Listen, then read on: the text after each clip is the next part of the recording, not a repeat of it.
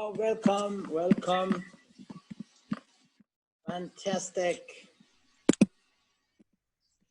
So, hello everybody. I'm very happy to say that Adriana just joined us and Wellington as well. Welcome guys.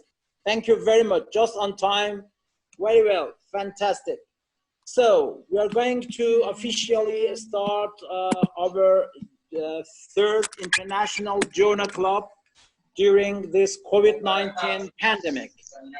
So before we go further, I'm going to welcome the corresponding author of the article that we are going to read right now, Professor Adriana Fernandez, if I pronounce her name very well. So Adriana, please go ahead, say some greeting to everybody, please.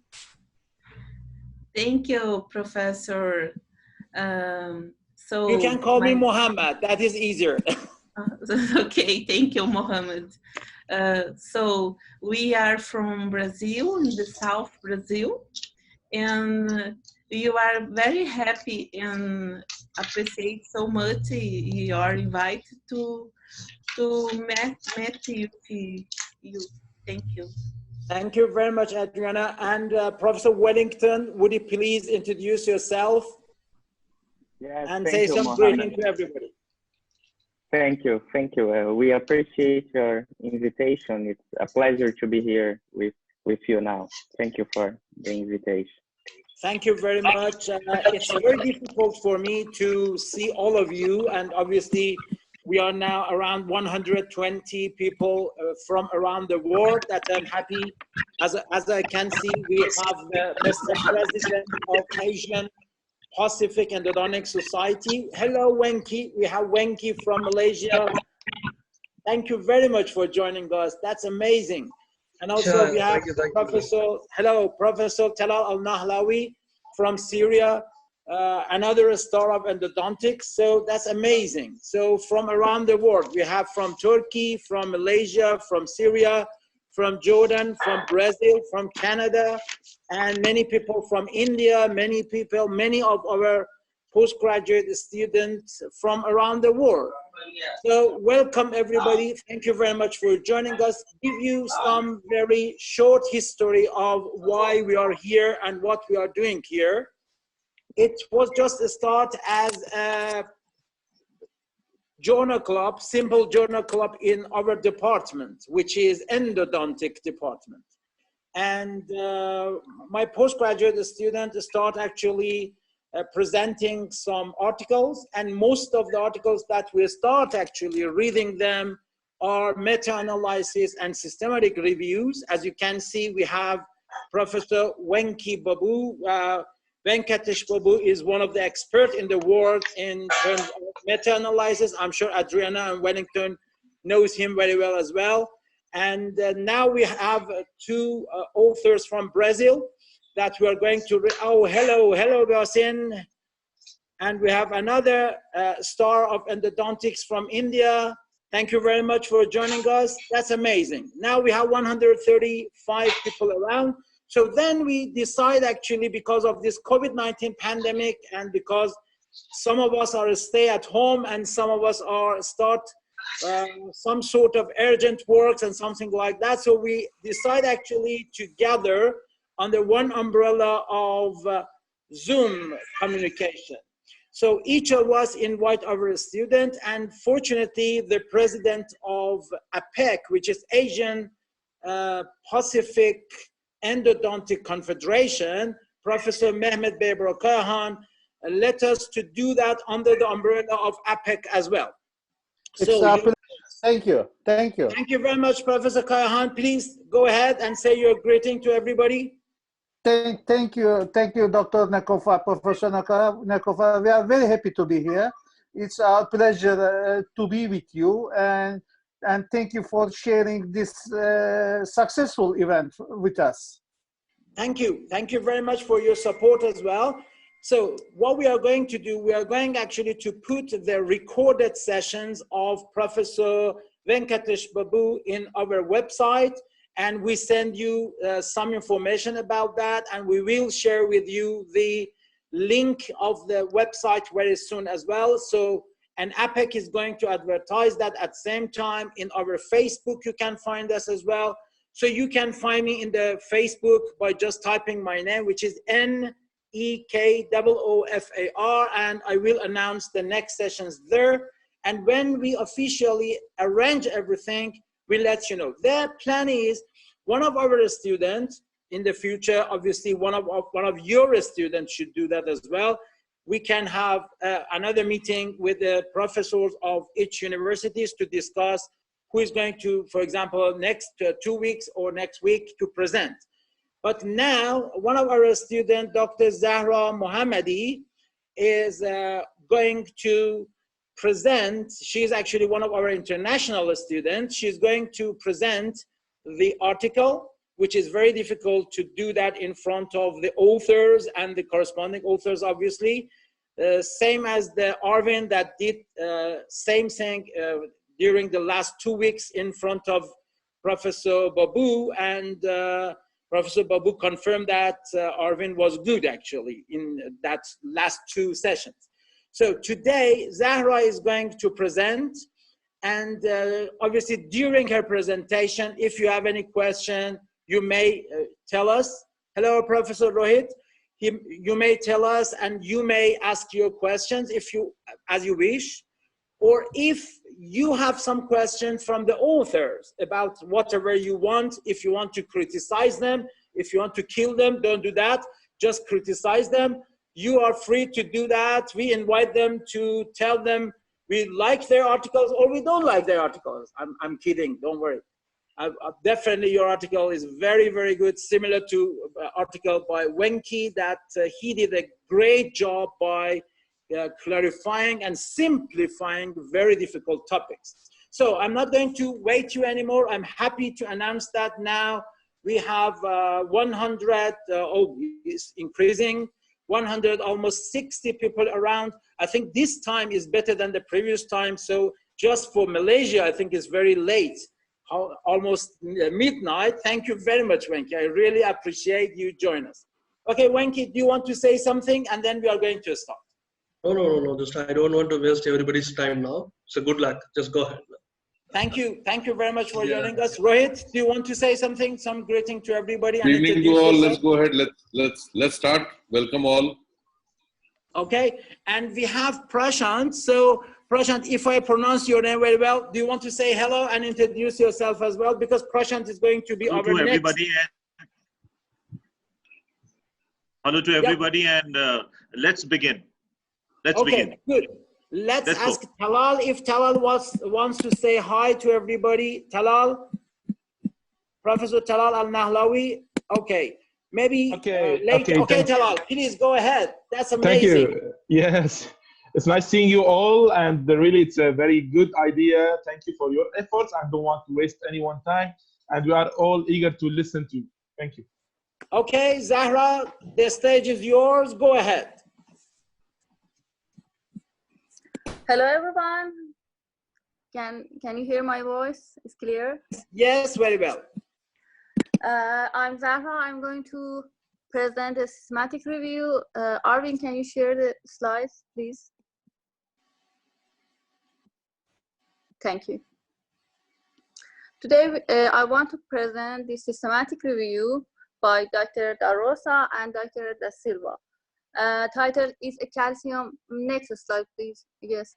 It's a calcium hydroxide liner necessary in the treatment of deep caries lesion, a systematic review and meta-analysis. Journal of International Endodontic, 2018.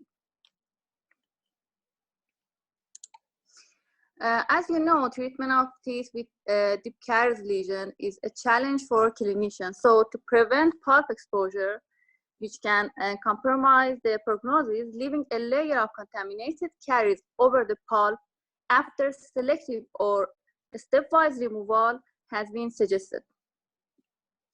Selective removal, unlike selective removal, stepwise removal has 2 stages. Textbook Art and Science 2019 defines selective removal as complete caries removal preferably to a sound caries-free DJ.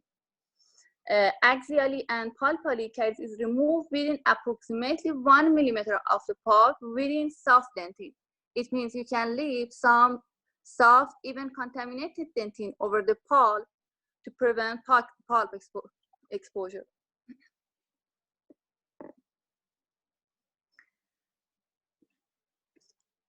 As I said, stepwise removal has 2 stages.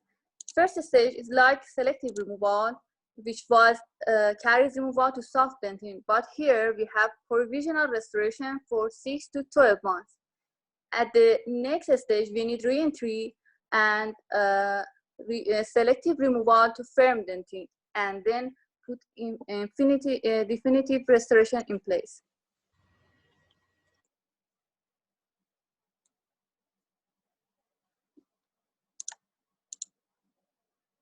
The maintenance of caries dentine is aimed to modifying the microenvironment to arrest the cariogenic process, which allows remineralization of the lesion and formation the tertiary dentine.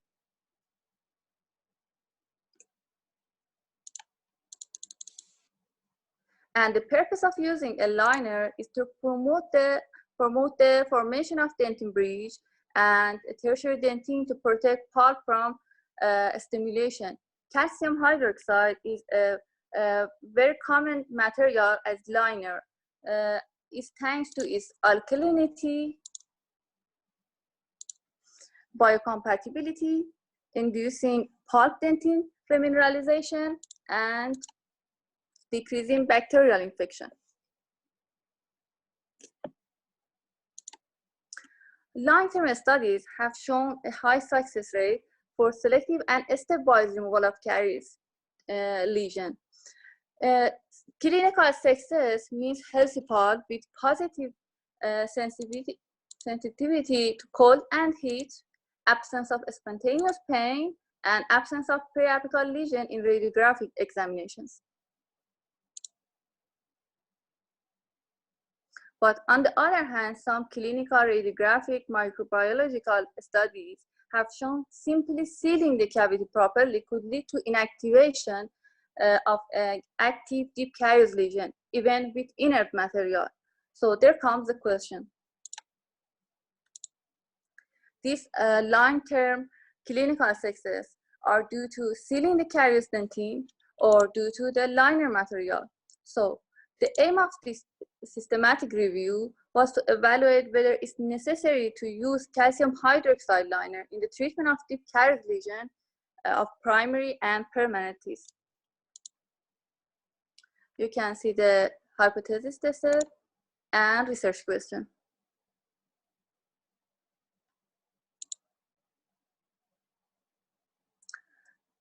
I move on to material and methods. This systematic review was reported in accordance to PRISMA statement registered in the International Database for Systematic Review, Prospero, and 2 independent reviewers searched 8 databases. As you can see the names until 27th February 2018. And the references of the article included were also manually checked. You can see the inclusion and exclusion criteria, prospective and retrospective clinical trial were included. So systematic reviews, case report, case studies, and the other type of studies were excluded. All subjects had to be have deep caries lesion treated with and without calcium hydroxide liner. Studies in which calcium hydroxide was applied after direct pulp cap or after pulp exposure were removed. An outcome had to be obtained by clinical, radiographic, or laboratory evaluation. Laboratory evaluation like histological, microbiological, or physicomechanical analysis. And studies that compare calcium hydroxide liner with another liner like MTA were removed, and only studies in English were included.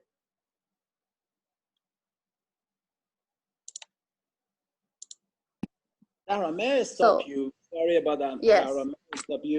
So I'm going to ask the author the first question. Each of you, whoever prefer to answer this question, please go ahead. The question is, you said that only English literature were evaluated. My question is, because this is a very popular topic, I'm sure at least in Brazil or in many other countries, you may find a lot of articles. Why you choose just to look at the English literature? What is behind that? So that can be one of the shortage. Yeah, please turn on your microphone and answer this question. So we chose this only English language because we believe that the good work are produced, are the published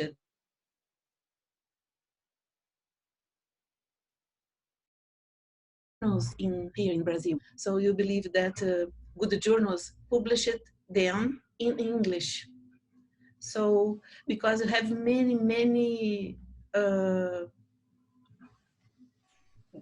works published in all languages, but so for this reason we try only to limit it. So I'm going to ask Wenki to tell his idea about that. Wenki, what do you think? Is it enough to just look at the English literature, or should we look at other languages as well? Because I know in Portuguese, in Spanish, in other languages, in Arabic, in Persian, in Turkey, we may find a lot of articles. Obviously, it is very difficult to go to the details of them. And English now is a scientific language. But can you tell us what is behind that? Is it enough in the systematic review, especially in a meta-analysis, just looking at one language or not? French or other language, we missed all of them. What do you think, Wenki? Yeah. Coming to your question, what generally in systematic review is, ideally speaking, we have to include all the languages. If we restrict the language to any one or two particular language, it will result in bias.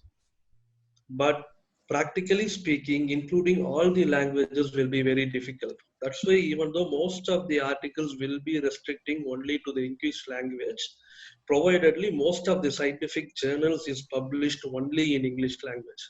That is the rationale behind most of them are using only in English. Because I remember that last week when we asked you this question, that do you mind about the journal that we publish in that? Is it important in which journal the article is published?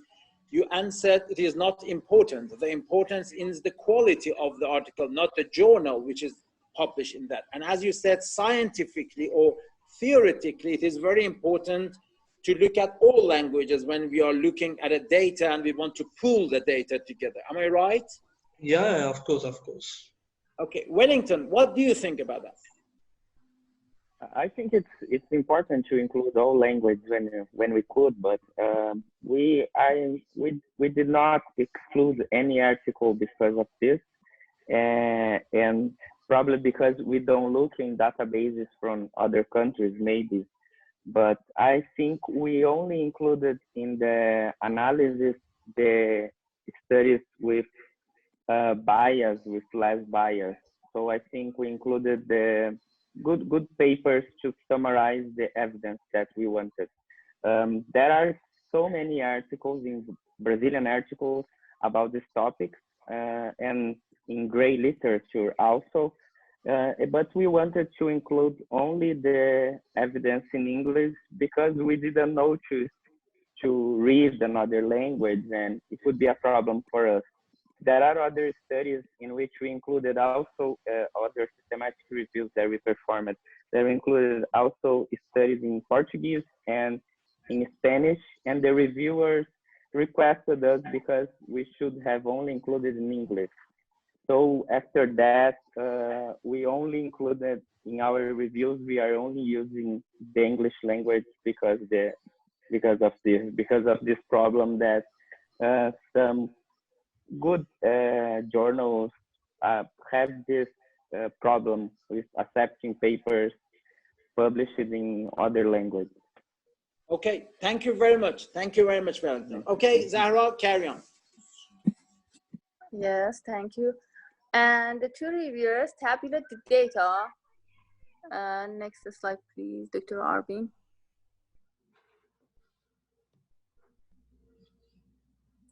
Yes, this one. Tabulated all the data regarding to study design. Yes, caries tissue removal methods, type of cavity, group evaluated, restorative procedure, evaluation method, and main finding, and whether or not the calcium hydroxide liner was beneficial to the clinical success.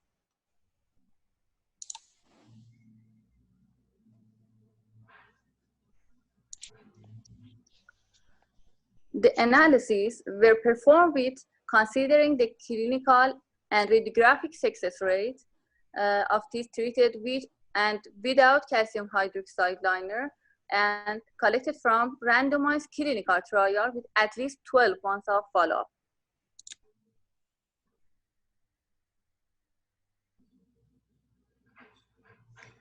Global analysis comparing calcium hydroxide with adhesive system and with glass ionomer cement were performed.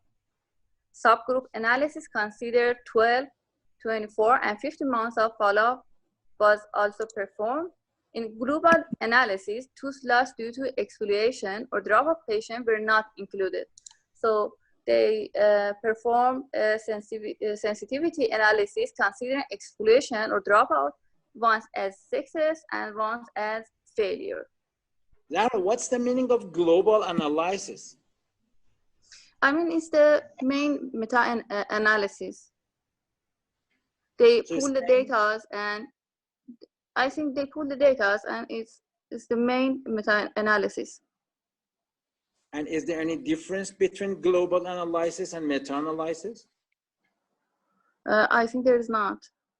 Do you want Professor Wellington to add something to that? Professor Wellington, do you want to add something to this question? What is the difference between global analysis and meta-analysis? So the global analysis was the analysis considering all follow-ups and different materials tested. And the subgroup analysis was to see if any of these factors could affect the results. So it's a meta-analysis also, but it's just a difference between considering all data and just choosing some subgroups. Okay, so this is not something similar to network analysis, because we already discussed network analysis. So it is not that one. So please, everybody, be careful when we use some term. We need to define the terminology for better understanding. So we cannot move easily from globe, because in scientific literature, you cannot write something without a proper definition. So definitely global analysis, there is a minimum difference between that and the meta-analysis, which already, I think, described. Thank you very much. Zahra, go ahead. Yes, thank you. And full effect estimates were obtained by comparing the risk difference of each study with a 95% confidence interval. Fixed effect model were used, and heterogeneity was assessed by using Cochrane Q-test and inconsistency I2 statistics. And value higher than 50% being considered indicative of substantial heterogeneity.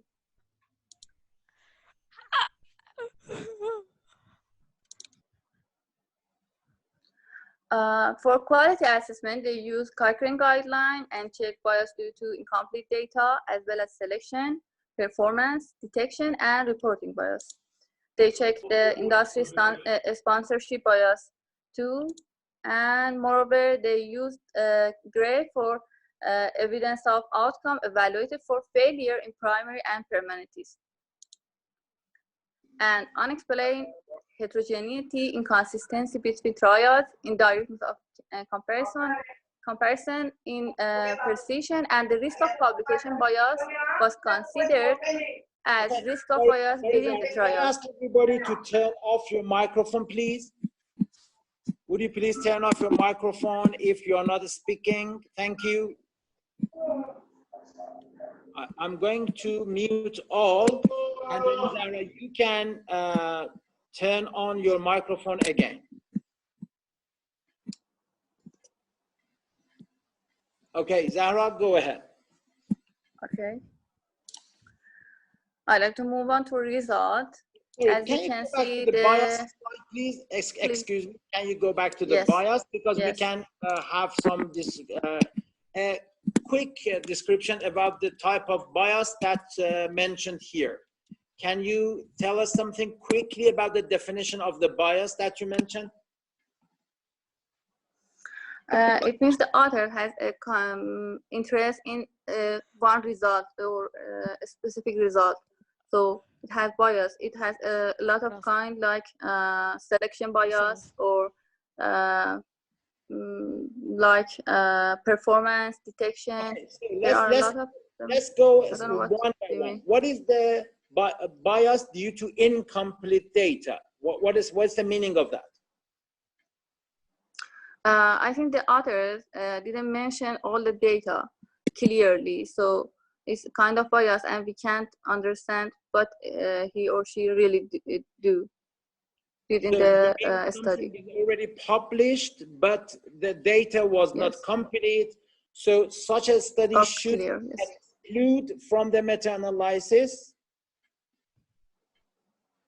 Yes, they include, but in the grade, we check the level of evidence in the grade, and we can say our recommendation has how strong is our recommendation.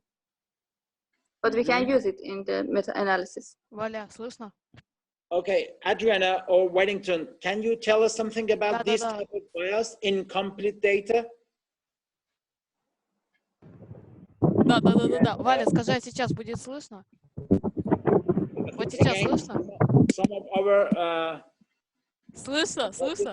I'm going to mute all again. Sorry about that. And then please, would you please turn your microphone, Wellington and Zara, please answer this question, Professor Wellington.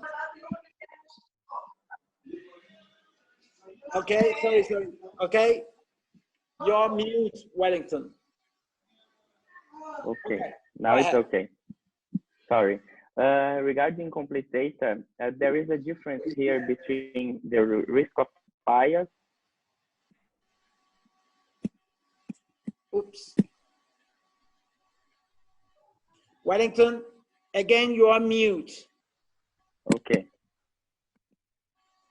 Oops. Okay, go ahead, please. Okay. Okay, there is a difference here between the risk of bias and the quality assessment. The risk of bias, we use the Cochrane guidelines. Now we have a different guideline for the risk of bias that is used. This was the one that was used at that time. And the grade, we use it to evaluate the evidence that we obtain from our results. The incomplete data is about there is some data missing in the results. And I think, especially this, there are other parameters that we analyze here. The risk of bias is one of the most difficult things to perform. We need to study the guidelines. I think it was one of the most difficult parts of a review, of a systematic review. We now have a new guideline, but the incomplete data, summarizing, it's not having all data that it was reported being that was supposed to be reported being in the paper. And we have, I think here we have two papers, two studies included with this problem, that we have problems in regarding this parameter. Okay, and what is the detection bias? Can you describe that? What is the meaning of detection bias? Yes, detection. Just let me see here. Detection. Because here they said bias due to incomplete data as well as selection, performance, detection, and reporting bias. Yes. If possible, give us a simple definition of detection bias. Just let me see here because there are so many bias. Just let me look. Yes, because this bias also can give us completely wrong conclusion at the end of meta-analysis and end of the systematic review. Adriana, can you help us about others, industry sponsorship bias? Because this is also very... Detection is about the blinding of the outcome assessor that we consider here, of outcome assessment. The attrition bias is about the incomplete data, and there are many. We can see in the figure 4 of the article. Now we have other bias that are analyzed in this. There are other parameters that you use. Robbins 1 is the one most commonly used. If you find some sort of a sponsorship bias, that means the authors are, they receive some sort of funding from the companies. What do you decide to do? What is your decision in that situation? Are you going to exclude those articles, or still do you use those data? I think it's a kind of evidence, so we should include in the analysis, but we should consider in this when we are analyzing the evidence available by grade, for example. We should consider this. There is a bias, but it is an evidence. So maybe there is a sponsorship, but if the study is well designed, we can include it and consider the evidence. So there are so many things that we need to analyze when we are performing a systematic review. I like to have the idea of some others about this sponsorship bias, because this sponsorship bias sometimes is some sort of hidden mistake that we may forget about that. Wenki, can you help us about this sponsorship bias? What should we do about that? Should we exclude those type of articles or not? I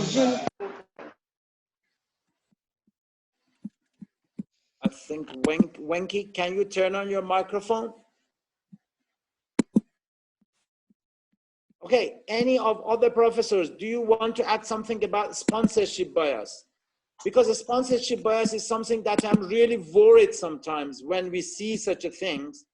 Because just imagine if I want to run some study and I receive some sort of funding from the companies, sometimes even they ask us to sign some sort of secrecy agreement and some sort of agreement that usually is very, very difficult to answer, to report something if something wrong happens. Oh, I think one of our colleagues is going to speak. Please go ahead. I've seen some raised hand. If you want to speak, please turn on your microphone and speak.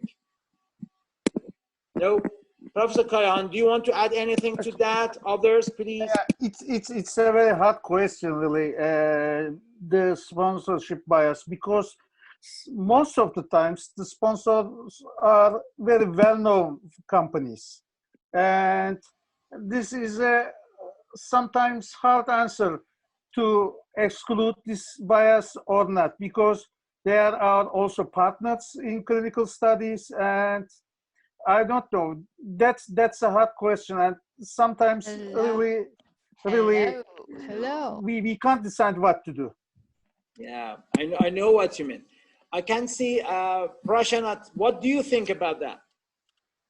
I think it's more on the influence what generally happens, because once you are on the sponsorship bias, that's the influence what as an author we get it, because the companies, they influence you on that. So again, when the studies are being done, I feel then that bias is one thing which is actually we need to consider enough, because it depends on what product we are working on, and then accordingly we can decide on the things that is needed. Oh my God. Yes. Okay. Sorry about that. Please carry on, Prashant. Yeah, that's what I think, because maybe because it influences the study, because the sponsorship bias, always you have the back of the mind, you have the influence that yes, I am doing this study because it's a sponsorship bias. So again, in that, definitely we as a researchers, when we are working, we have to keep that thing in mind. So again, it depends, as Mehmet sir has said, absolutely agree with him, that it sometimes becomes difficult. And also the good companies, when they are working on it, then we have to get those things right in that place. Yep. Thank you very much. And I think, and one more point I would like to add here is then we have to actually compare both the scientific with the clinical experience. I think then only we can say this study has a much more influence in terms of the working, because finally when the study reaches to us as an academicians, then I feel we should have the scientific, also we should have a clinical perspective should be very clear before we introduce into our curriculum. That's or probably into our practices. I think another factor Ria, do you want to speak, because I can see you raise your hand. Ria Tandon. If yes, please unmute your microphone and speak. Ria? No? Okay, Zara, carry on, please. Oh, Ria, do you want to speak? No? Okay, Zara, you go ahead. Okay, let's go to result. Next slide, please. Yes. As you can see, the flow chart, 1,537 studies were identified from 8 databases, and 1,067 records remain after removal of duplicates. At the next stage, 1,047 records excluded on basis of the title and abstract. So 20 full text assessed for eligibility, and 3 of them excluded. One because did not use calcium hydroxide cement, one evaluate class 5 restoration without caries lesion, and one evaluate total caries removal. So 17 studies included in the qualitative synthesis, and 6 of them were included in the meta-analysis.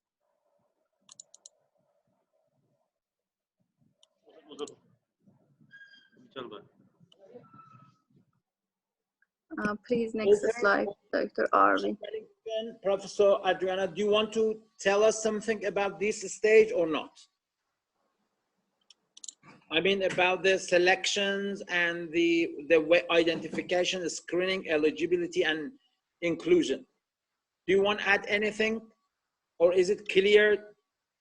I think it's so clear, because you only choose the paper, the research use only for operative dentistry, for example, not for endodontic. So only, for example, only class 1. I don't know if you use this mention too, but it's so simple. Yeah, but the reason that I ask this question is because I can see you identified around 1,500 potentially relevant records, and then it ends up to 6 studies for meta-analysis.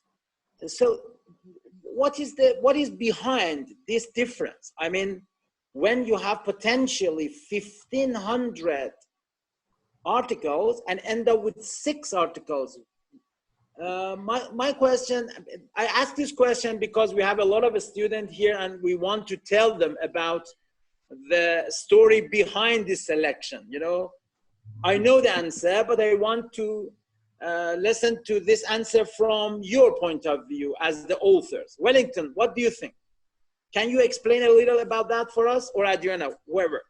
I think the main reason here was because initially we we identified all studies with calcium hydroxide, and there are so many studies that are comparing two liners, and we need to include, we wanted to include studies that compared a liner and a group without a liner, or without a liner mainly. And initially we wanted to evaluate also other liners and not using a liner.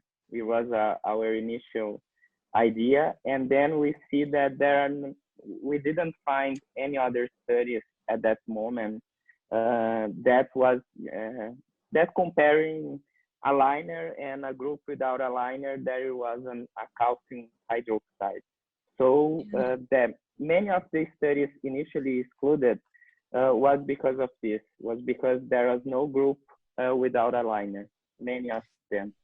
And only you may change the way of the search. So if you change your search strategy, you may end up with less articles and you don't need to remove a lot of articles. What do you think? Because I have received some notes about your article that they said that the way of the identification was very, very wide, and a researcher should use some sort of search strategy to end up with less number of articles to be able to read the full articles and decide in a better way. What do you think? What is your answer to this?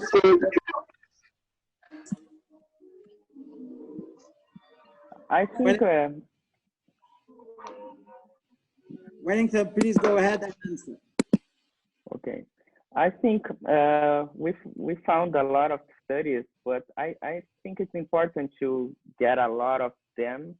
We can increase the sensitivity, but sometimes we can lose some studies that can be important for us. It's for this that we also perform a hand search in the list of references also. But I don't think 1,000, and I don't think there are so many studies that we need to screen it. It was by title and abstract is something that we get faster in performing this process. So I don't think it's too much. Maybe it's better if you don't have to look so many titles and abstract, but in this case, I agree with you, but because I've received that note to ask you this question, I already asked you, because I'm the moderator, I have to ask. But I definitely agree with you that I don't like actually to make it very sensitive, because we may lose some data and we don't want to lose any data. Yeah. I love the way that you answered this question. Thank you very much. Okay, Zahra, go ahead. Thank you. And finally, for primary teeth, 40 studies was evaluated calcium hydroxide in primary teeth that were randomized clinical trials, and one was a retrospective studies.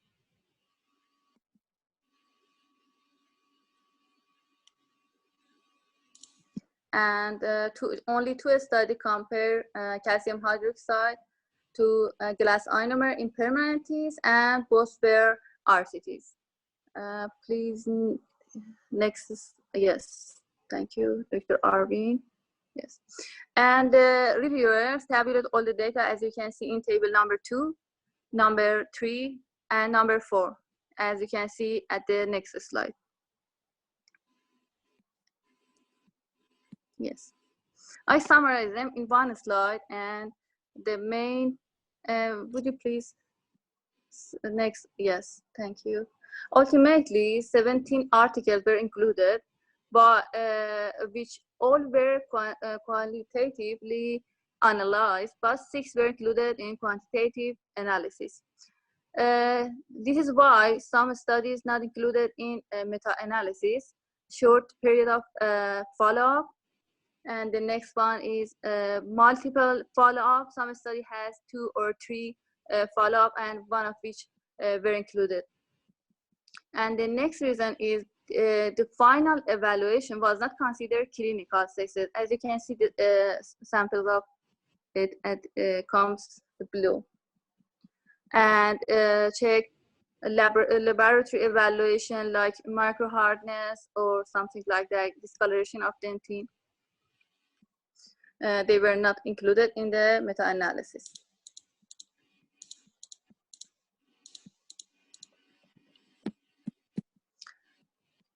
Next slide, please. Yes.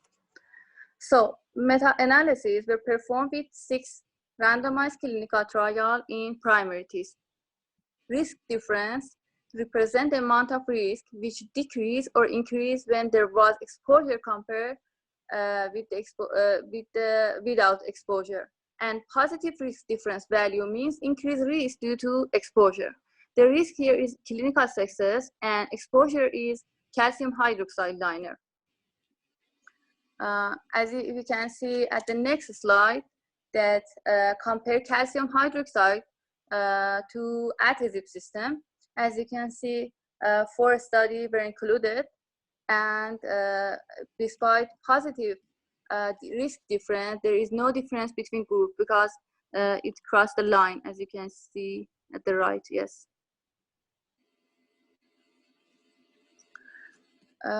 Here I have a question from authors.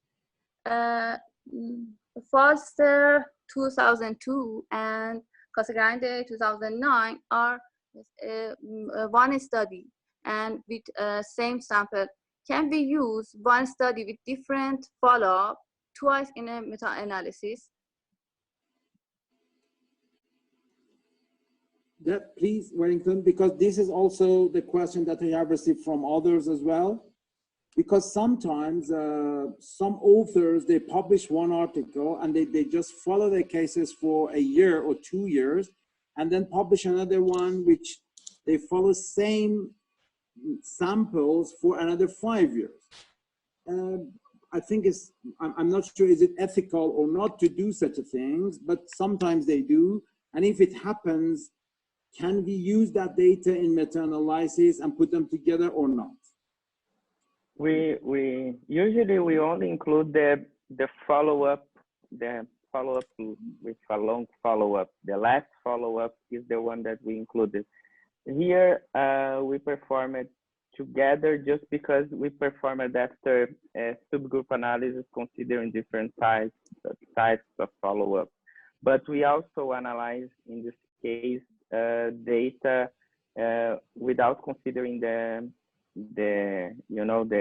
without considering the different follow-up, these types of follow-up. So it's just because of this, but usually we should, if it is just a global analysis that we are performing, we include only the long follow-up, not more than one follow-up in the same analysis. And what about the duration of this follow-up? Because I've received a question about that from one of the professors, that he asked, is it 3 years is enough? Do we need longer or less? Because in some studies, we find it out, they just did the follow-up and monitoring for just 1 or 2 years, and they published it.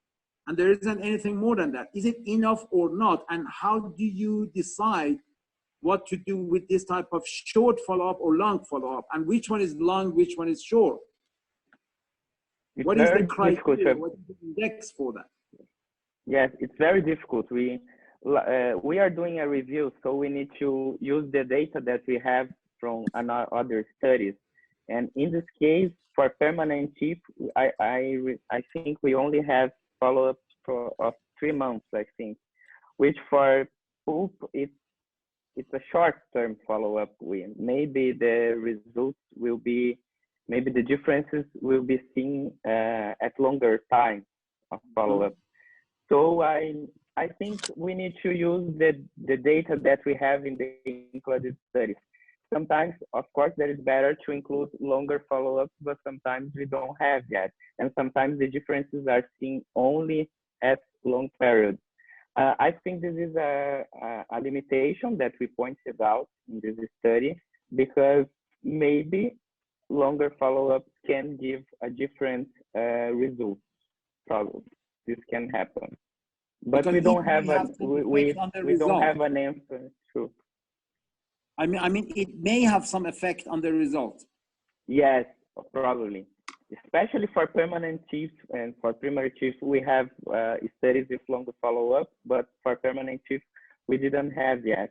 I know that they are performing a study here in Porto Alegre, that is a city near here, that they are doing analysis for a long time in permanent teeth. So maybe results can be different at a long time. Okay, and there is another question that they said that is the risk difference to be considered for each study? Yes, we choose this parameter. We also tested the other parameters that we can be used, but we choose this because this was a question about the reviewer of the article. We wanted to use random effect model also, and then they asked us, they asked us to use fixed because the inconsistency was low. But we believe that the inconsistency was low because was not so much because we have only few studies included, and so we just choose this parameter. It was a question about the reviewer. But considering all the other analyses, the results were the same. Considering random effect model and other odds ratio, the results were the same. So okay, this was our choice, just a question about the reviewer. Okay, so if we go back to the question that Zahra asked from you about the article by Casagrande 2009 and Casagrande 2010, do you think is that okay to have both of them here or not? It's Foster 2002 and Casagrande 2009. Oh, yes, 2002 and 2009. Different name, yes. The other yes, different name but same specimen, same sample. Yes. With different follow-up. Yes. 2002 and 2009. I think we only included the longer follow-up. I think, but no, I checked it, and they are one study with different follow-up. Foster 2002, yes, Foster 2002 and Casagrande 2009. They have same sample with different follow-up. Different follow-ups. Yes, we probably choose this because I remember that we always have these questions with a lot of studies, and we usually choose just to use in the meta-analysis the long follow-up. Probably here was because we performed analysis considering different follow-up, just because of that. Yeah, but the thing is, it's not a good idea for us as the authors of this type of article to change just the name of the first author and just publish something with from same data. This is not ethical at all. So, and it is sometimes very difficult even during the meta-analysis to find such a thing. And I think Zahra did a great job by finding such a thing. Thank you. Thank you. Okay, and they are carry on, Zahra. Thank you very much. And there is also another things by Viresh that I'm going to ask Viresh to speak about that after you finish the result. Viresh, because your question was very important and your comment was very important. Thanks for that question and for joining us, but I leave it to the discussion part to speak about that again. Zahra, please. Yes. Dr. Arvin, next slide, please. Could you? Yes. This is Foster, Casagrande, and next slide. This one is meta-analysis for comparing calcium hydroxide to glass ionomer cement. As you can see, two studies were included, and despite of positive risk difference, there was no significant difference between groups. At the next subgroup analysis, 12 months, 12 months of follow-up. As you can see, 4 studies were included, and there was no significant difference. I put them in the table, the comparison group. Next slide, click please, Dr. RB. Yes. As you can see, all of them are comparing to adhesive system, but the last one compared to glass ionomer 7, is that okay that we pull the data from different material together? So Wellington, this question again is from you. Yes, this was can you a repeat question. The question, please? Can you repeat the question? Yes. I just want to know that it's okay that we pull the data from different material. For example, here additive system and glass ionomer, we combine the data together and analyze it. Is that it has problem or no? It's okay. The better is to include only materials that are similar, just to perform this analysis. We just choose this one because we wanted to group the 12 months of follow-up and the evidence about using the calcium hydroxide and using in a group without a liner. But we also performed, there is not in the paper, in the figure in the paper, the analysis only with glass ionomer cement and with different types of adhesives. We performed that because it was a question that we also asked if could be a difference considering materials, just because of this. And another problem was because we only have 4 studies, and then we need to group them in a way to evidence something. So this was why we grouped them. But if we have a lot of studies, it's better to not group them, just group studies that are more similar between them. Thank you. There are 2 questions, one from Farid. Farid, can you turn on your microphone and speak because you raised your hand? And also from Dr. Mariam Raouf. Farid and Mariam, if you want to ask your question, please go ahead. Turn on your microphone and your video as well. Please, Farid. Hello, Dr. Nekoofar. How are you doing? I'm a prosthodontist, as you know. Yes, Dr. Farid, hello. How are you? Okay, it's go very ahead. good to be with you here, but as a foreigner, I just want to ask a question about the clinical application of the study, if it is possible.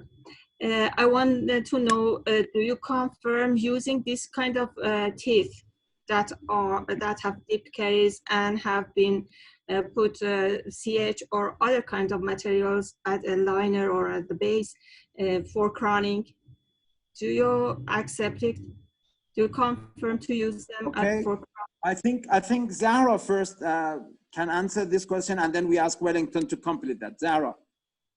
At the end of the presentation, we will answer this question that it's not necessary to use calcium hydroxide. It's the result of this review. So we can just wait. Dr. Farid, thank you very much for question, but because Zahra believes we are going to explain that at the end of the, maybe during the discussion part, so we wait for the answer until that time, if it is okay with you. Mariam, please go ahead.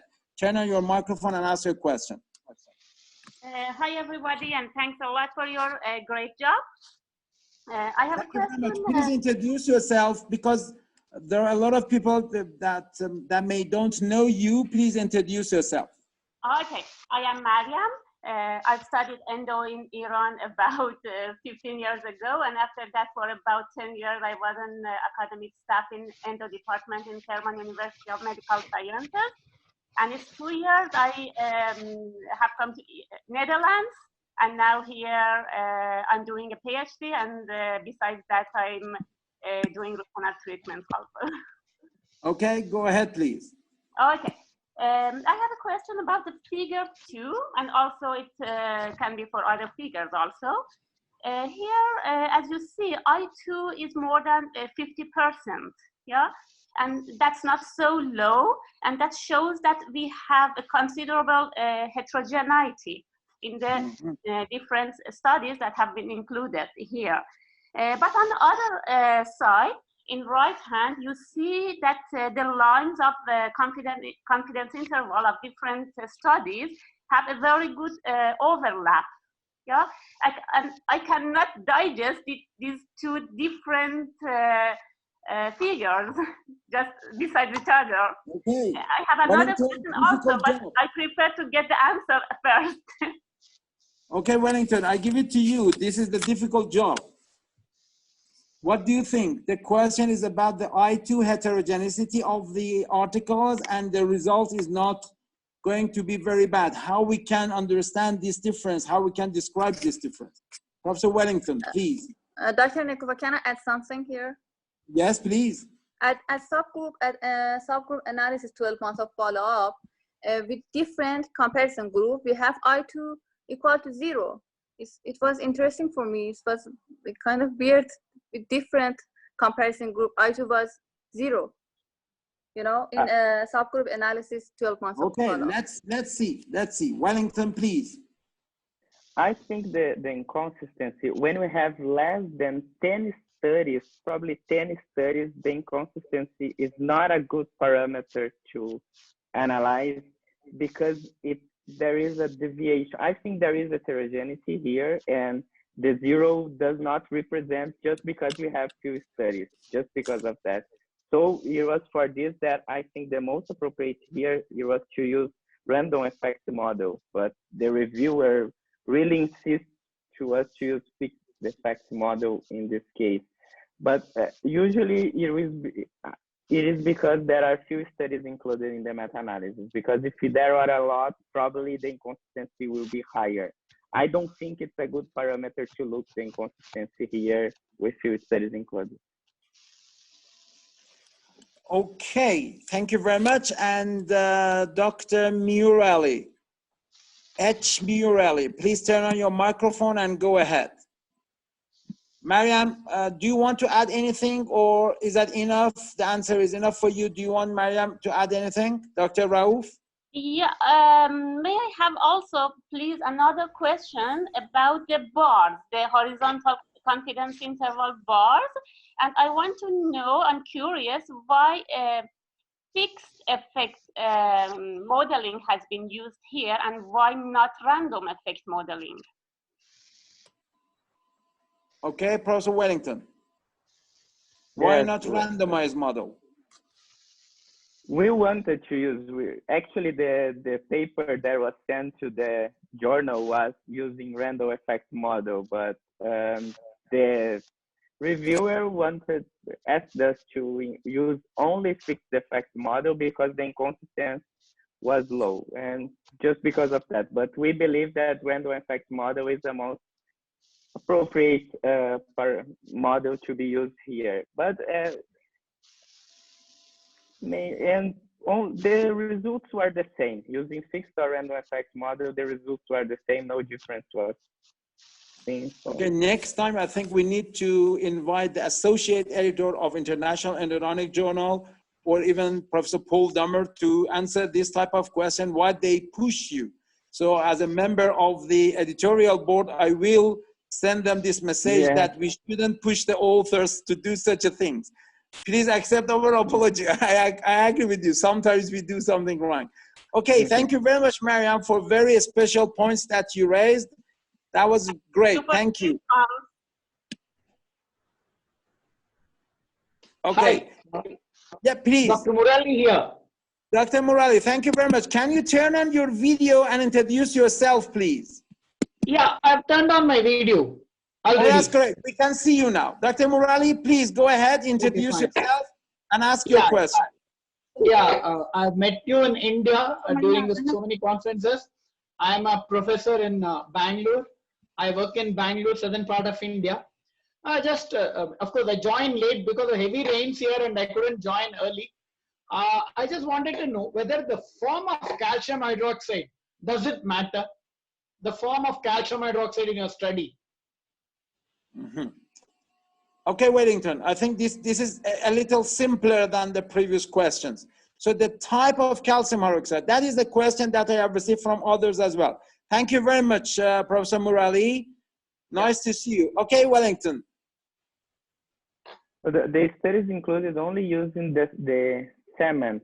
I don't know if this is the term that is used around the world, but in Brazil it's the calcium hydroxide cement. We have the powder also, but the studies included, all studies included using the cement.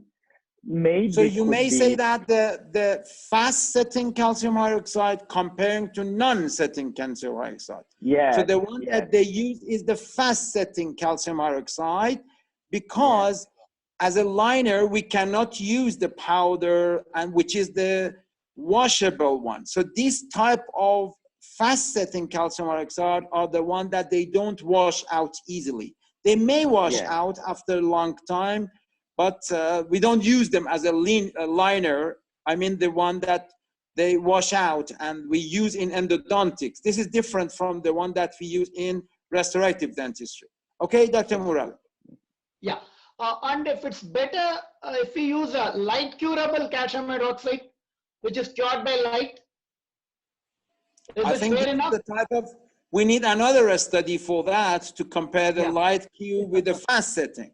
So it is very important to know that in systematic review and meta-analysis, the question must be very, very narrow so the authors can answer very specific questions. They cannot answer every question that we have about calcium hydroxide. The scientific part of the systematic review and meta-analysis depends on very important things that we have very small question, very specific question, and the study, I mean the meta-analysis by these two very special authors can answer that particular question, not anything else.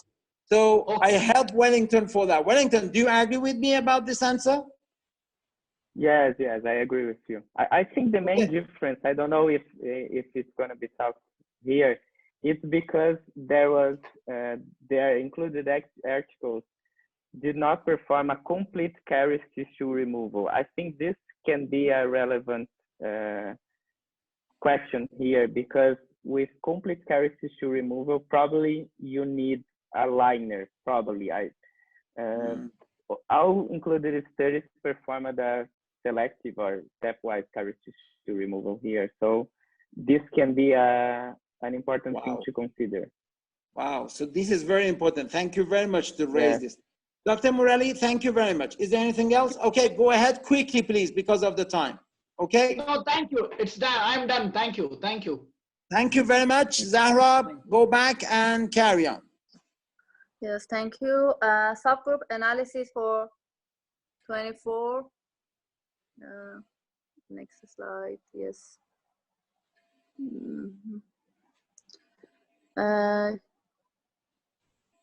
Yes, next slide, please, Dr. Arvi.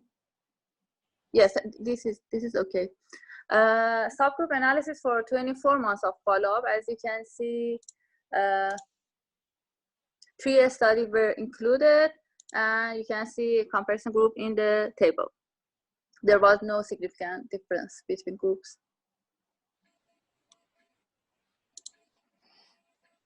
Next slide. And subgroup analysis for 50 months of follow-up. Excuse me, may I ask a quick question? Yes. Yes, please. Arvi. Yes, please. Feel free to ask questions. In the horizontal bar, this risk difference have a bad meaning or good meaning? For example, risk lower than 0 has a good meaning. It means successful, or it means that it has a risk and failure. Risk here. Can I answer this question? Yes, Zahra, you go ahead. Yes. Risk here means clinical success. So if the risk was positive, it means that we have more possibility of clinical success. So risk not always bad things. Here is clinical success. And exposure is calcium hydroxide. So positive means benefit of calcium hydroxide. Thanks. Okay, Am I so right, can you interpret that, Zahra, again? Can you interpret that for our audience again, please? I mean, risk here means in simple language, when we say risk and we say exposure, what does it mean here? Risk here means clinical success, okay, and calcium hydroxide was exposure. So positive risk difference means we have a more outcome of interest in exposure that is calcium hydroxide. Is that clear? Yep. Wellington, do you agree or do you want to add anything? It's okay, Okay. I agree. It's okay. Good, Zahra, good, go ahead. So you can see the table is, next slide, Dr. Arvin, please. I said the subgroup analysis for, yes, 50 months of follow-up. I said that there was no significant difference between groups. And here we have risk of bias. Considering the quality assessment, low risk relative to, please click, Dr. Arvin, yes. There was low risk relative to selection bias and reporting bias, but high risk was observed for performance and detection bias. It means no blinding of patient or operator, as you can see in the chart. And next slide shows the grade and quality of the evidence, graded with grade. As you can see, low grade of evidence was observed, considered for failure in primary teeth, comparing calcium hydroxide to inert material and adhesive system. It was due to, click please, Dr. RV. Yes, again. Thank you. And it was due to no blinding of patient or outcome assessment, a small sample size, heterogeneity. And next slide shows that we have moderate level of evidence for primary primary teeth, comparing calcium hydroxide to glass ionomer cement, and it was very low for permanent teeth, comparing calcium hydroxide to glass ionomer cement, and it was due to the inclusion of only few available studies. Here was just two studies, and methodological limitation like small sample size and imprecision and inconsistency, short-term evaluation. Yes. In discussion, we have the hypothesis tested was accepted since no included study demonstrate no beneficial effect of use of calcium hydroxide liner, and a good marginal seal is very important to prevent bacterial infiltration into dentine and control caries progression to arresting the cariogenic process. And this high rate of clinical success probably due to the careful diagnostic criteria of pulp condition and marginal seal. In most of the studies, they didn't use, they checked the pulp status before treatment. Acidic conditioner and adhesive system in the absence of pulpal protection may lead to irreversible pulp reaction in the deep cavities. And this estimation is hard in the clinical situation. But in this study, no difference regarding post-operative sensitivity were found among calcium hydroxide, total edge, and surface adhesive.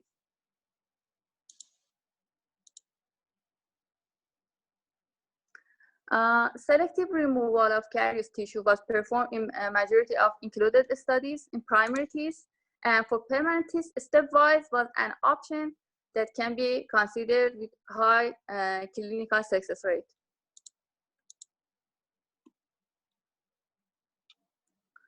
At the second stage of stepwise, we have increased the risk of pulp exposure and compromised pulpal health, added extra cost and time, discomfort to the patient. And on the other hand, we have no evidence that bacteria under, please click Dr. Arvin, there is no evidence that bacteria remaining under restoration lead to caries lesion progression. So due to limited lifespan of teeth in primary dentition, stepwise removal is not considered necessary. In conclusion, we can say selective removal up to soft dentine is recommended for both primary and permanent teeth.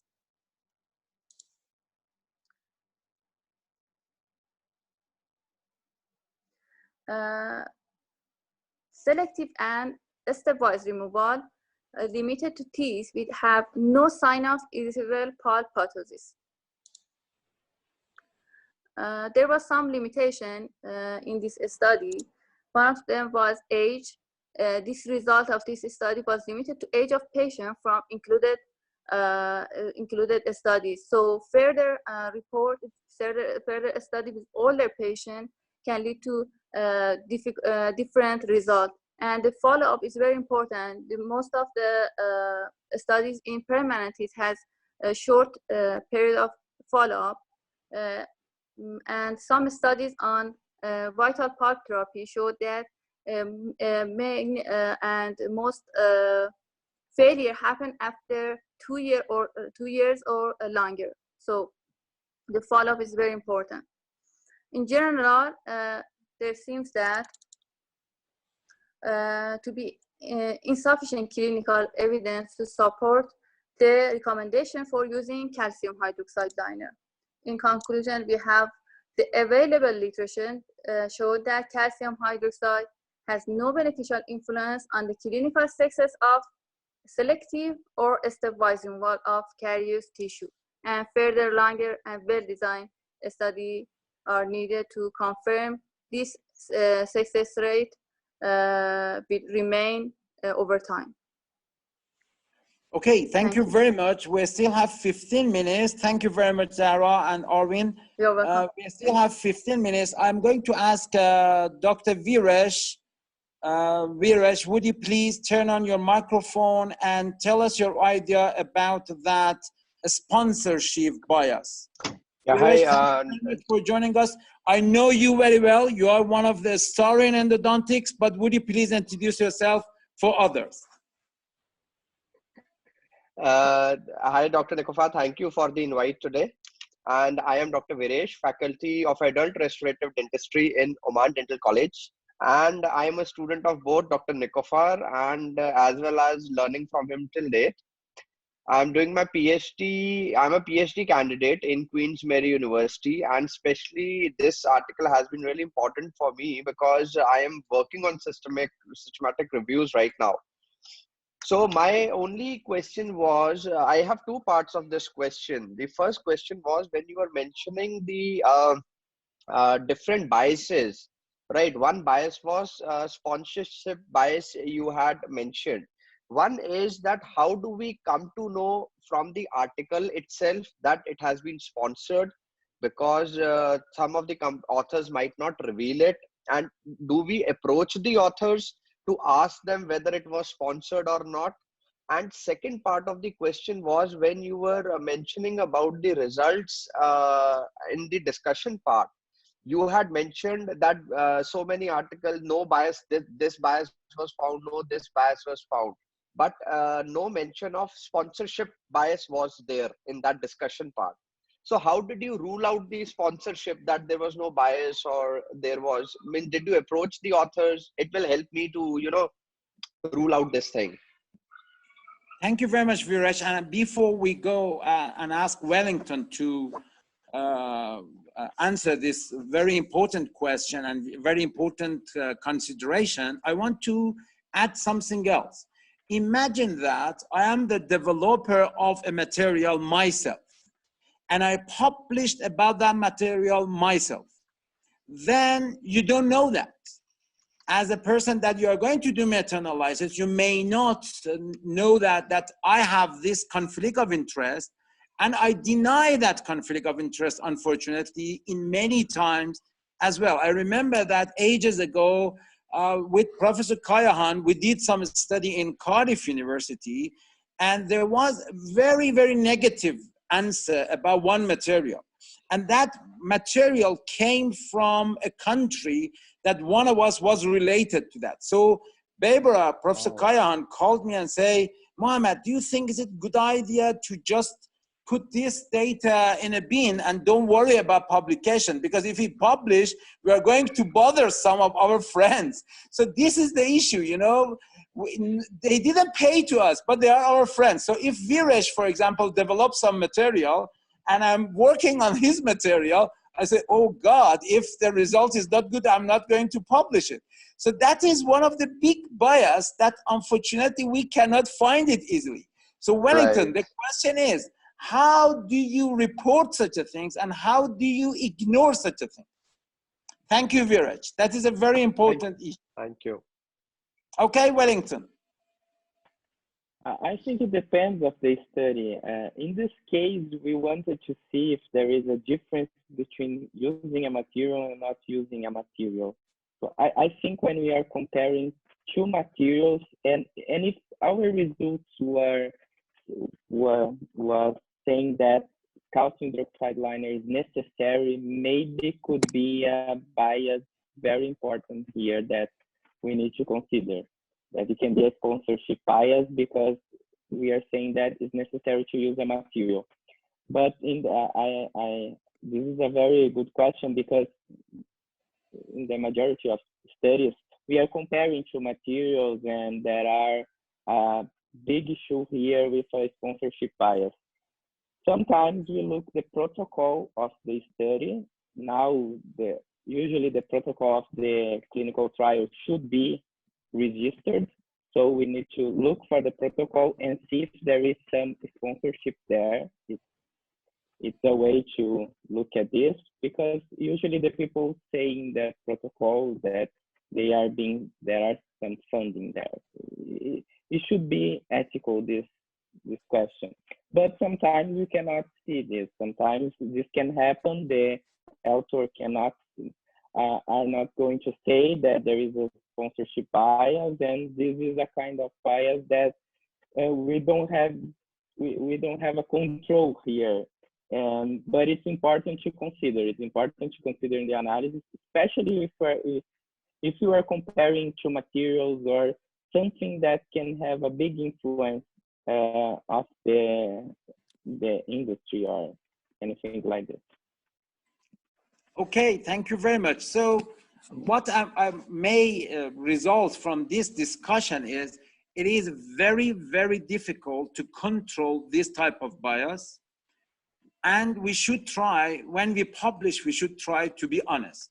But I remember that again from Professor Paul Dummer, the chief editor of International Endodontic Journal, in some of our previous journal clubs, that he mentioned that most of the published articles, they are not very good. So even he used some worse word for that I don't want to use that at the moment. But therefore, I think, don't worry about that. 95% of the publication, they have a lot of bias in that. And we need to be very careful about the result. And the good thing about the systematic review and meta-analysis is at the end of that, we just have 3 articles that we can trust to them. And still, we don't have enough evidence. And I think a week before, Wenki gave us a very, very important analysis to find it out, do we have enough evidence to answer all the questions or not? And in most of the time, the answer is we don't have enough evidence to answer the question. And the good thing is for our young fellows is there are still a lot of unsolved problems. So this is your future as future researchers to go ahead and do that. So Viresh, you are the young one, so carry on doing your research, and other young fellows, we are waiting for the result of your studies. Okay. Thank you, Dr. Nekoofar, and yes, thank you, please. Prof. Wellington. Thank you, Prof. Wellington, for your answer. Okay, thank you very much for the comment. Is there any other questions? If there is any other question, please raise your hand and I can see your hand, or maybe you can turn on your microphone. Professor Kayahan, do you want to add any comment? I am the youngest. I am the youngest. You are the youngest. Okay. My only comment is big lie.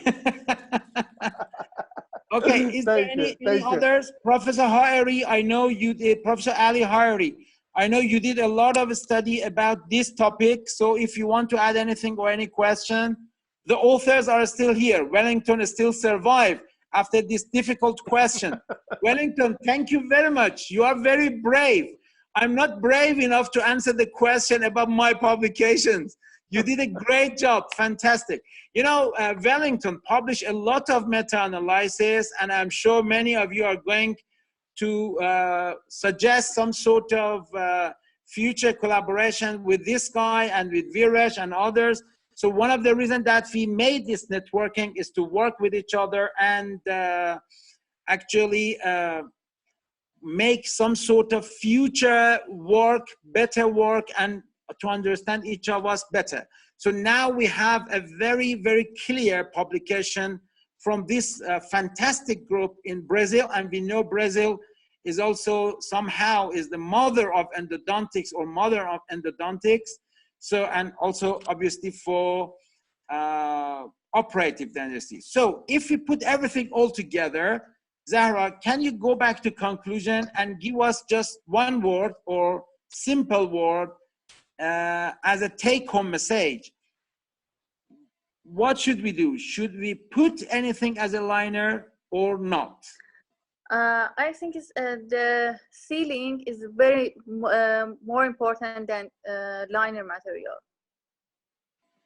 This is So my we shouldn't be conclusion. worried Sealing about the is liner, even if we have a deep caries or something like that? I think the sealing is more important than liner. Maybe in the deep caries and very small thickness of dentine, we should put the liner. But the sealing is paramount.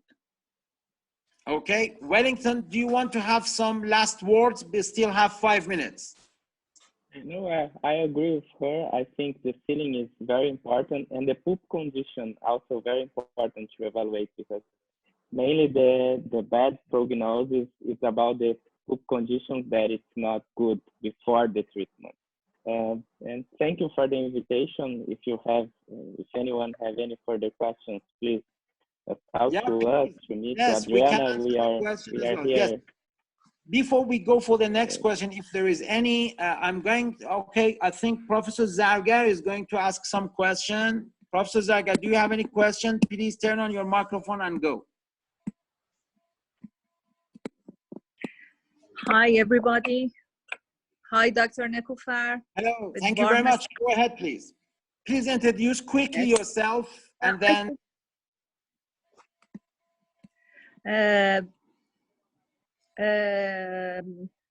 I am the head of the specialized section of Endodontic Department of Shahid Beheshti University. With warmest greetings to everybody. I'm proud of being with you. My question is that, don't you think the outcome of the score of pain after the treatment is an important outcome? The score of treatment or post-operative pain. I think without using liner, according to my experience, the score of pain of patients is higher than that, and then when we can't use or we don't use a liner. What do you think about this outcome? So Wellington, it seems that the outcome that Nazanin mentioned that is not somehow measured in your study. So just post-operative pains, and you know, if patient, they have some sort of sensitivity to cold stimulation and or pain, they are not very happy about the result of our job. So what's the answer? I think this is also important to consider in the results. We couldn't analyze this because of the included studies. Many of them did not evaluate this, but I think this is a question that should be considered also. But and I also think that one important question is one important issue about our work is because we only included the studies that performed stepwise or selective caries tissue removal, and not perform the complete caries tissue removal. And when we perform complete caries tissue removal in deep caries lesions, it's tends to increase the post-operative pain. It tends to increase the sensitivity. So this may be a factor that also I think needs to be studied further if this can influence the post-operative. And how do you biologically describe such a thing? That means that layer of dentin, when it is somehow affected dentin, still can give us some sort of maybe growth factors or some sort of stimulation to protect the pulp from this thing. Do you think, is that correct? Yeah, I mean, biologically, it's very important to describe the result. Yeah, I think it's like a liner, you know, it's like the caries tissue, it works like a liner protecting the pulp, maybe like that. Yeah, that's great. Okay, there's another question comes from Fariba. Fariba, because you raised your hand, please turn on your microphone, your video, and go ahead. Hi, everybody. Thank you, Dr. Nekoofar, for this webinar that we have. Do you hear me? Yes, please introduce yourself. I'm Fariba Mutawassilian from Restorative Department of Dental Faculty of Tehran University. I'm thankful from Wellington for all the explanation he had. But as Zahra explained, as the last word was that the sealing is much more important, that the type of the liner that you use, that it has been shown in different studies. I think in the next systematic review, it would be a good idea that another inclusion criteria would be the type of the restoration that the seal the cavity. Because the sealing provided by the amalgam restoration, it will be totally different, like the sealing of the cavity restore the resin composite, the glass ionomer. So it could be resultant bias in the final result. So if I want to do a systematic review that I cannot do it because I have not information about it, would be the inclusion criteria of the studies in that has similar final restoration for the sealing the cavity, because it definitely has effect on the result. Thank you, Dr. Nekoofar. Thank you for about that. That's good point. Wellington, do you want to say something? I think it's great to, when we perform a systematic review, there are so many questions that rise, and we see that there are so many research that needs to be performed comparing different materials, different types of restoration that can be performed that can influence the results, different outcomes like the post-operative pain that can also be different. So we need to consider all of these things, and I think it's a good thing to about systematic reviews, because we view a parameter of the question and we can see the further studies that can be performed. Yep, that's good, great. Thank you very much from Fariba and Wellington both, because you're right. There is another question from Dr. Farid that you again asked, do you suggest to these teeth to be used as fixed abutment in prosthodontic treatment? When we do such a treatment on them, can we also start making a crown for them if they need a crown in the future, or we need to remove the whole caries? This is very difficult question. Please go ahead, Wellington. And if others is going to add anything and help, please. Wellington, you first. I think there are also studies regarding this issue. I'm not sure about what's the evidence, if there is some difference regarding them. Here in Brazil, we perform this, we make this, but I don't know if there is some kind of difference. I don't know the evidence if there is some difference between this teeth and other teeth, if there is some some different prognosis between them. I don't know, but here in Brazil we perform this, and I think it has, I don't know, it's a personal opinion, so I prefer, I think I need to see the evidence regarding this. Yeah, I love this answer, because when we don't have evidence, it's better to say that we don't have evidence. That's it. Yes, when we don't have evidence, we don't have evidence. And we cannot answer the question. So opinion and experience is something else. But do we have enough evidence to say that, yes, we are competent enough to do a lot of things, but these are based on the opinion and our expert opinion, our previous professors, and we just also transfer this idea to our young fellows. But the idea now is to be very careful, and the reason that we choose just meta-analysis or network analysis or umbrella reviews or such a things is to make sure that we need to have high-level evidence to trust. Otherwise, be careful, because we want to do something as a patient-centered treatment. If you want to do something for your patient, you need to use evidence, and without evidence, it's better not to do that. Okay, thank you very much. If any of the people here wants to add anything, please turn on your microphone and go ahead. Otherwise, we are going to have the last word from Wellington. Adriana sent me some text and said that because she has another meeting, she has to left earlier, and send her goodbye to all of you. So Wellington is going to have the last word for the for all of us. Is there any other comment from anybody? Barbara, any others? Thank you very much. You're welcome. Thank you. Okay, Wellington. Professor, can I add something? Okay, yes, Talal, please. Yes, please. Okay. Sorry, I think you are not here. Thank you very much. I know you are expert. We need your comments, please. No, thank you. Just pointing up. Talal, you are famous enough and everybody knows you, but it's good to introduce yourself. It is our plan to do that. Thank you very much.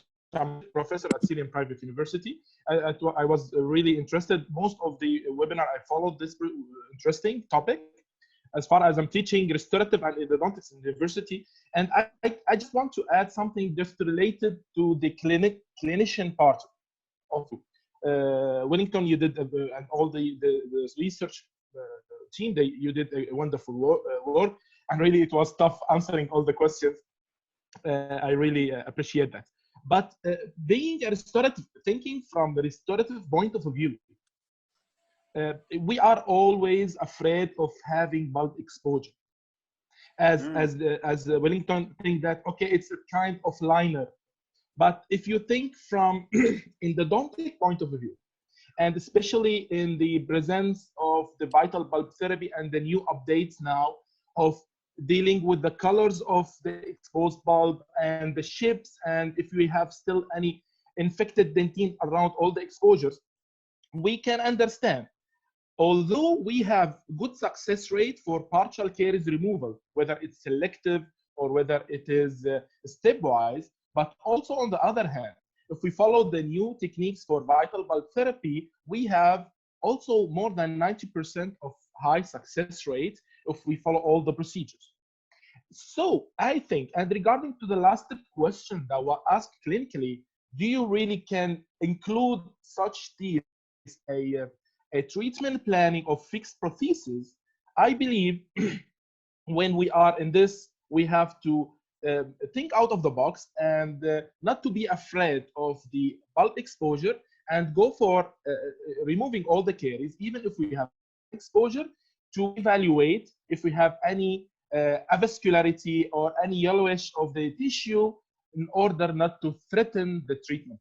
I just wanted to add this, not to be so much afraid of bulb exposure.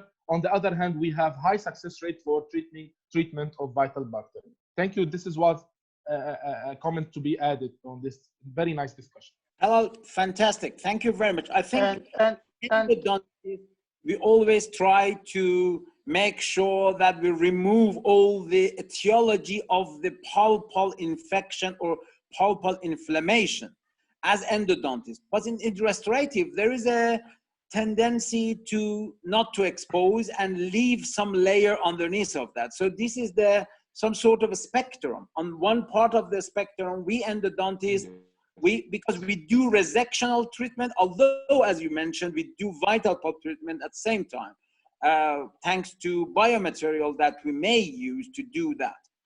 But I do agree with you that in our point of view is different from the restorative issue. However, still, I think we as endodontists these days also respect saving the pulp tissue rather than removal of pulp tissue. Do you agree about that, Talal? So in that situation, thinking conservatively is a good idea. Therefore, you can see that this article by Wellington and his colleagues is published in International Endodontic Journal rather than a restorative journal. This is amazing. It shows that now we are going to be friends with prosthodontists and restorative guys as endodontists, because usually we thought that, okay, they can create a lot of patients for us by leaving the caries underneath of their filling. But now they said that, no, don't worry, because that one can remineralize. This is the idea. I'm not saying something that I do agree with that. I don't agree, but I think this is the idea that Wellington and his colleagues try to convince us that we don't need to remove the pulp tissue quickly. Wellington, am I right? This is the discussion between me and Talal, just to raise another consideration. Talal, thank you very much. Very nice as usual. Professor Nekoofar. Yeah, Barbara, please. Yeah. Maybe we have to change the materials. If we expose the pulp, if we widen the exposure, then we have to change the material. We have to use calcium silicates. And the wideness and the thickness of the material is an issue at that time. Yep, Talal, you please add something to what Professor Kayahan said, because this is the idea. If the cavity is very deep or we have exposure, we may use biosilicates rather than calcium hydroxide. What do you think, Talal? Of course. And the thickness of the calcium silicates. Go ahead. Thickness of calcium silicate. Talal? Okay, of course, now we are dealing with the exposed pulp tissue, so we have to apply calcium silicate, more bioactive materials in order to help in forming the barrier. And this is, I totally agree, and with different viscosity of the material. Of course, I believe something very important. And even though I can mention something very interesting, when it comes to us as a dentist, when you have a deep caries, I think you will, the first thing that you will think of for yourself, you prefer not to have a bulb exposure. We are raised to think like this. When it comes to my teeth, 10 years before, when my wife was treating my teeth, I asked her please do not do exposure. Until now, it is surfing, even though I knew at that time that I have infected them. But what I was mentioning, it will be the treatment protocol or the outcome that we have to think of not exposing the bulb at the first stage, unless this teeth will be included in other treatment modality or another fixed prosthesis or something. So we don't want to make any. We don't want to bunch the bridge. We don't want to make any to threaten the treatment modality. Both of them, they have high success rate. Sorry to stop you, because there was a question by Dr. Farid that she asked that if we want to make a crown on it, do you think it's better to do root canal treatment? So you are going to answer that question somehow as well. If we go for the literature, we can see that as far as I understand, as far as I understood, that we have to make a root canal for each prosthesis. If we are going to make a full crown, do we have to make an endodontic treatment? Actually, it is a long debate and a long story. A lot of influencing factors will be on the road. But if we go for literature, we can see that almost about up to 20% of teeth will have necrosis. So cost and benefits, do you think of the 80% or will you think of the 20%? But you can anticipate. For example, one of the interesting studies mentioned that the higher incidence of bulb deaths after making a full crown will be for abutment tooth in the anterior area for younger patients. So you can anticipate whether you have this circumstances and you go and all stressed bulb. You can go for root canal treatment at the beginning, but if we have to think 80% more than 20%, and to be more conservative and to preserve more than thinking of doing pulpectomy for teeth that had to be covered. But thinking conservatively from this point of view of preserving or having caries dentine, I would prefer, because I can find high success rate with preserving dentine, high success rate with vital bulb therapy. But for me, even though the partial caries removal will not give me a complete idea about the real situation of the pulp beneath, but I can go with a high success rate, I will go for it if I don't have any treatment plan regarding the full body. But if I have, so in this case, I will choose to go and do pulpectomy in the beginning. I think Fariba is going to say something because she is an operative lady and she may concern about some of our opinions. Fariba. Hi again. I don't want to disturb our colleagues or friends anymore. Just I wrote it that what I knew about our approach in the restorative dentistry department and the head of the postgraduate student, Dr. Kerman, for many years in the dental faculty in the restorative department is to keep to save the pulpal tissue. I do not refer the patient to endodontic treatment as much as possible. Remove the superficial caries, we remove the caries in environmental area in order that Okay, there was an issue. I think Fariba tries to say that same thing almost, that on the one part of the spectrum, they try to save the teeth from sending to endodontic department. So Wellington try in this article to show that, okay, if you want to keep the vitality of the pulp, it's better not to go deeper. Stepwise technique is better. But I have a question from all of you, Talal, Wellington, Barbara, all of you. Do you think, can we still call this indirect pulp capping, or this is a wrong terminology? I don't like the terminology of indirect pulp capping because it hasn't got any meaning to me. I prefer stepwise myself. What do you think, Wellington? I think now the most usual terminology is the selective removal of caries tissue. There is a work about terminologies in caries research that it is about this question, and they are not recommending to use indirect pulp capping anymore. But it's just, there are so many terms that are used that we can use a lot of terms, but the most accepted now is the selective removal of caries tissue. Scientifically, do you think indirect pulp capping is a good word or not? I think it doesn't say if it is a selective removal or stepwise removal. I think it doesn't say so much to us. So I think it's better to say what it is. Okay, my friend, I believe it is used as indirect pulp capping whenever we are not exposing the pulp.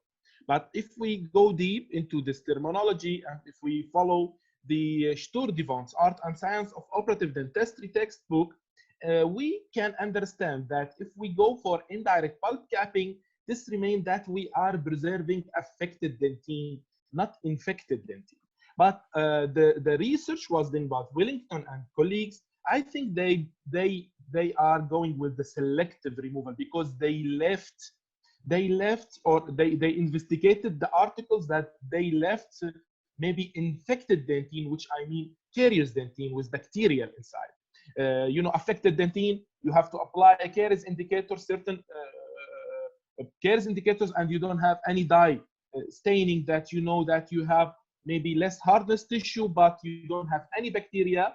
So it is, you can preserve it. So indirect pulp capping specifically is this, but in endodontic articles, they don't specify. They use it as a selective and, you know, this is something that's between that is the problem. And endodontic. I think if we go back to what Dr. Morales said about the light cure calcium hydroxide, Talal, I want to have your opinion about that as well.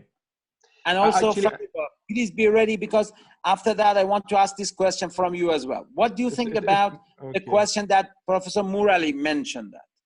Actually, for me, I believe whenever we are using a liner material, that it is, we are approaching the bulb 0.5 millimeter or maybe less, the RDT, the remaining dentin thickness. So we are applying a material that it has biocompatibility, and it influence and it helps the pulp to form a bridge, for example. For me, if we use, even though it is recommended in Institute of Advanced Art and Science, if we use a liner, calcium hydroxide liner with resin material for light curing, I think it's not good. It's not good. Why? Because we have two issues. Why? We want to polymerize, so we are going to use another source of heat and another potential for irritating the pulp. And the other thing, we have to understand that whenever we are polymerizing anything directly, forgetting the distance between the light curing and the liner material, which could be sometimes 4 millimeters or 5 millimeters, and neglecting that the potential of reducing the intensity of the light curing, and forgetting all this, all of this is a hazard potential. Forget about everything. Assume that we have good polymerization of the liner material. In best case scenario, we have degree of conversion is 60 to 70%. What do I mean by this? Still, we have about 30% of free monomers that will continue to be converted to polymers, but on the same time, not 100%. We will still have some amount. And in the deep part of the dentine, we have wider dentine and tubeless. We have so many numbers comparing with the superficial dentine. So I don't want to put any toxic material near my pulp. In terms, I'm trying to preserve this. Well, thank you for that reply. Thank you. Yes, please, go ahead. Yeah, thank you, Dr. Nekoofar, for raising that again. I got it clarified now. As you say, we don't really see the distance between the light curing tip and the material. So definitely it will produce some heat, as Professor said. So it's always better to use a self-curing one, which is less harmful, whatever it is, right? That is right. Very good point. Okay, Thank Fariba, you. what do you think? Because I know Fariba has got a lot of experience and did some study about that. Fariba, what do you think?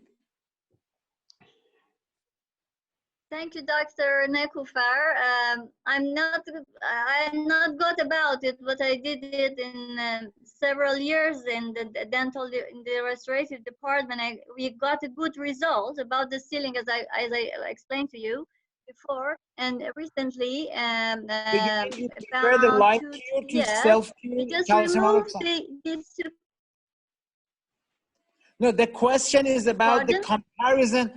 Fariba, the question is about the comparison of light cure and self-cure calcium hydroxide.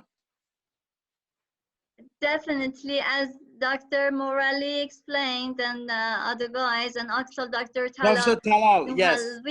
That I enjoy it. Definitely, yes. The self-cure is much better than the light cure, because anyway, there would be some resin in it. And it would be toxic, it would be a direct effect on the pulp. Another irritant would be the light and the heat that is produced, and another irritant for the pulpal tissue. So we should try to gently treat with the pulpal tissue, very gently, like a child. Thank you. Good. Thank you very much. Wellington. Thank you. Because I know you have all the evidence to answer this question. This is the last question, because we have just 5 minutes to finish the session. Because I want to be punctual. We start very punctually, and we want to finish at the end of these 2 hours. We don't want to keep you longer. Wellington, please close the session by answering and adding any comment to this question about comparison of light cure against self-cure calcium hydroxide. And Talal, thank you very much indeed. Thank you. Thank you. Thank you. Thank you for the invitation also. I think I agree with you, because I think the self-cure probably is going to have better results at long term, probably. And because the curable materials usually are not so good to the pulp, they are not so beneficial to the pulp like the ones that don't have monomers and other toxic materials that can affect the pulp tissue. And if you have any further questions about our study or other work, we are available here to answer or to talk with anyone, because we really like to talk about this subject. Thank you for your invitation and for all of Thanks for accepting the invitation in a very short notice. Thank you very much for joining us. And thank you all. Thank you, Talal, Bebra, Fariba, all of you. And I'm not going to mention all 100 names again. And Prashana, thank you, Viresh, Murali, all of you. And hope to see you very soon again in our next sessions. I send invitation to many of you, and we are going to arrange same thing again. And hopefully stay safe. And if you want to go back to the work, use enough and sufficient PPE. And I hope all of you have a good and safe future. Thank you very much. So what am I going to do? I'm going to unmute all the microphones if you want to say good words to Wellington. Thank you very much, Wellington. Thank you, everybody. Thank you, Wellington. Bye. Thank you. Thank you. Goodbye. Thank you. Thank you. Thank you. Stay safe. Thank you. Stay safe and goodbye.